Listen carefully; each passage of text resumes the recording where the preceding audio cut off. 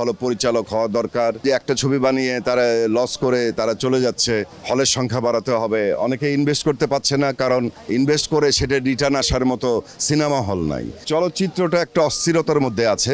আজকে নির্বাচন হচ্ছে, একটা পরিচালক সমিতি আমাদের চলচ্চিত্রের একটা গুরুত্বপূর্ণ একটা সংগঠন, এটা একটা ঝুলন্ত অবস্থায় ছিল, সেটার অবসান আজকে ঘটছে। দুটো প্যানেল দাঁড়িয়েছে, শাহিন সুমন এবং শাহিন কবির টুটুল, আর মুশফিকুর রহমান গুলজার আর শাফিউদ্দিন শাফি। এরা সবাই আমার আপনজন। দুটো প্যানেলই স্ট্রং।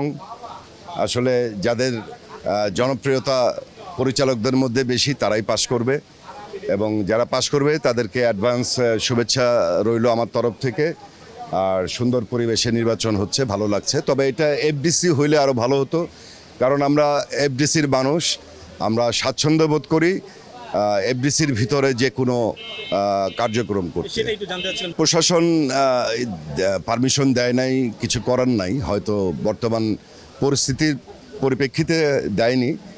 তবে এফডিসি হইলে ভালো হইতো, এই আর কি। চলচ্চিত্রের জন্য কতটুকু উন্নয়নটা করা উচিত আপনার কি মনে হয়? আমরা যতই লাফালাফি করি, অনেকে আমরা বলি আমি থাকলে পরে বিশাল পরিবর্তন করব, ও পাশ করলে বিশাল পরিবর্তন করবে। আসলে পরিবর্তনটা করতে গেলে সবাইকে মিলে করতে হবে।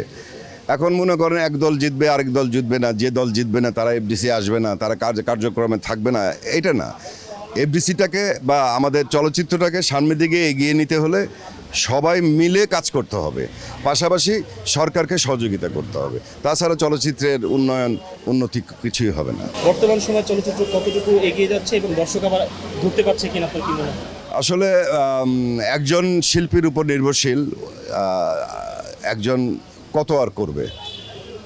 এবং আমি মনে করি যে আরও শিল্পী তৈরি হওয়া দরকার, ভালো ভালো পরিচালক হওয়া দরকার, ভালো প্রডিউসার আসা দরকার যারা ইনভেস্ট করবে। কারণ অনেকে দেখা গেছে যে একটা ছবি বানিয়ে তারা লস করে তারা চলে যাচ্ছে, হলের সংখ্যা বাড়াতে হবে। অনেকে ইনভেস্ট করতে পারছে না, কারণ ইনভেস্ট করে সেটা রিটার্ন আসার মতো সিনেমা হল নাই। সব কিছু মিলিয়েই চলচ্চিত্রটা একটা অস্থিরতার মধ্যে আছে। এই অস্থিরতাটা থেকে আমাদের মুক্ত হতে হবে, তাহলে চলচ্চিত্র সামনের দিকে এগিয়ে যাবে।